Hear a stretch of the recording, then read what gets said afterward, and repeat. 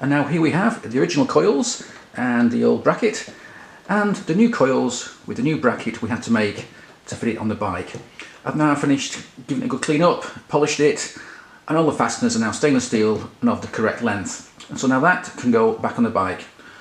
But first I've got to change the wiring terminals to these new ones, since these Dynatec coils have a different method of attaching the wires to the coils than the originals. I made a start on the wiring by sorting out the low tension side using the same colour scheme as the originals. Not very helpful because they're both orange and both black, so a bit tricky to tell them apart. And it's a good job I took lots of photographs when I took this thing off the bike, so hopefully I don't get them mixed up. And now I've got to also work on the HT side. Obviously these don't come off the coil, so I need new ones, and luckily I got a pair of HT lines with the coils when I got them. And the instructions are pretty simple. Let's have a look. Install a terminal spark plug, blah blah blah, cut it to size, add a terminal on the end going to the coils, and you're done.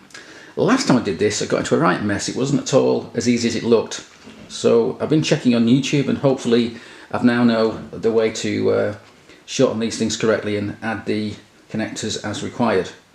Now these do come with a, let's have a look, terminal on both sides, front and back, but these things are obviously far too long. I mean, how long are they? I don't know, about a metre, and I need about a foot long, I think, so they do need cutting back. But I was kind of hoping to keep at least this side unchanged. However, I'm not sure if I'm going to leave them like that or use a version of these caps here. I've actually ordered new versions of these, but they've not arrived yet, so I can't do that just yet. But I was kind of hoping just to use these. They do stick out quite a long way on the bike, so I'm not sure if I'll go ahead with that or not, but whatever. Anyway, next thing to do is to work out how long these have to be and then cut them down to size. But before we do that, I was asked by a viewer to show how the old and new coil packs mount to the frame. Now, in both cases, they mount to this bracket here. Hopefully you can see that. It's a threaded bracket between the two down tubes just below the headstock. And these coils are slim enough together to slide between the two coils, to slide between the two frame tubes and sit like that with a bolt holding it in place. However, unfortunately, the new coils aren't quite that slim, so let's get these off here. Slide them out of the way. Where's it gone? Be careful, don't snag any of the existing wires. So pull it out. There we go. Yeah, so that's the old one. And the new one, which I had to make a new bracket for, this one here, fits in exactly the same place with the same mount. The only problem is these coils are now thicker and bigger overall than the originals, and they won't fit between these two frame rails, so therefore they have to sit just in front. So that's why I had to make a brand new bracket to sit them just like that. So when it's all bolted up, they're about 1 millimetre away from these tubes, and that's kind of how it works. So now what I've got to do is to just temporarily bolt this on here and then run the HT leads down and work out how long they have to be to fit the spark plugs just right.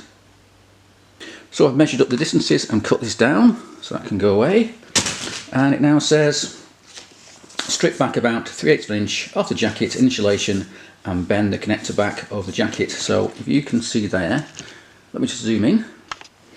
Okay, so you've got the grey outer sleeve, and then you've got the inner white insulation, and in the centre you've got the core, which is the thing that actually carries the electricity. So I've got to cut back about 3/8 of an inch of the grey and the white, but leave that centre well alone. I should then have a little wire sticking out so that I can bend back over the outside, and that's what's next. And so I've cut back the outer insulation, the grey and the white, using a very sharp knife here, being very careful not to cut through this central core, because that's the thing that matters. That's the core that carries the high tension voltage to the spark plug. Next I've got to apparently bend the conductor over the jacket like this. Now I think I've cut back more than 3/8 of an inch, because I think you need to do it like that. 3/8 doesn't seem quite long enough. And then you place a clip, which I've got here.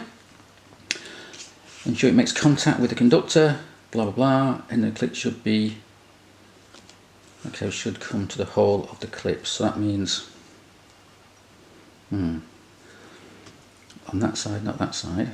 So it's got a nice good contact, like that.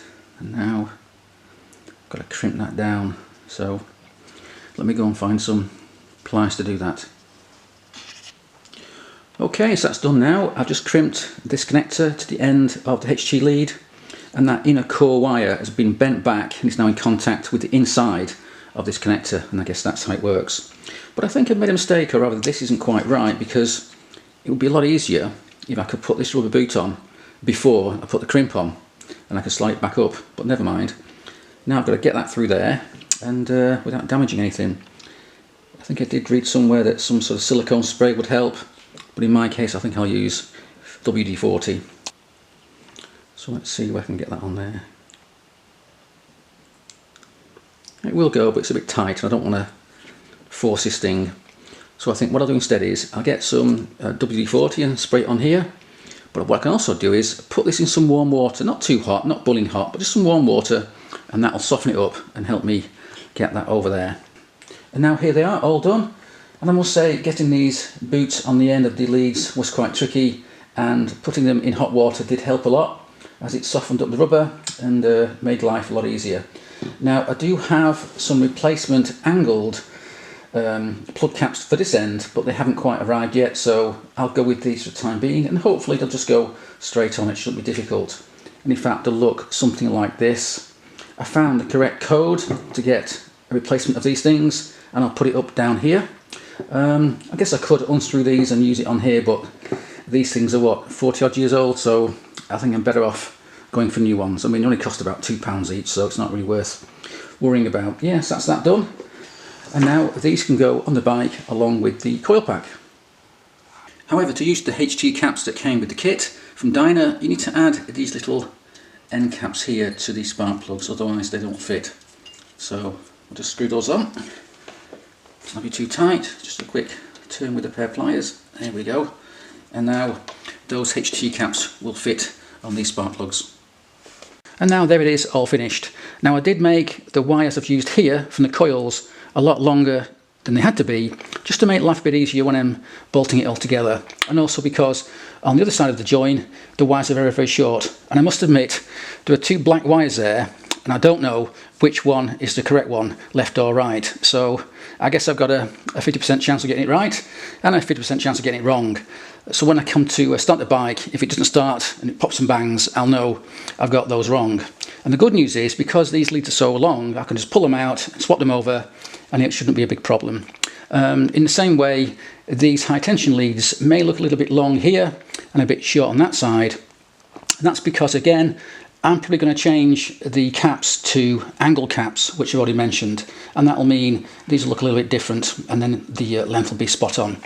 And so with those new coils in place, I'm now coming to a point where I can't really do any more work on the bike while it's in my living room. However, I've not been idle, and I've made something to help me get this bike out of my living room, and here it is. And what this is an engine stand on wheels. But it's an engine stand not for a Ducati engine, but for a Harley Evo B-twin engine. Or at least it should be if I've got all the dimensions correctly measured. That might sound strange, but the reason is because if this Ducati here is ever going to make it out of my living room, I need to find some more space out either in my garage or in my conservatory, and that's where this thing comes in. And so here we are now, outside in my conservatory, and no doubt you've seen my Guzzi sitting here more than once. But what you haven't seen is what's going on behind the camera. And so let's spin round and we can show you what else is going on in here. All the way around, bicycles, wiring, lots of junk, and there's certainly not enough room in here to have another bike.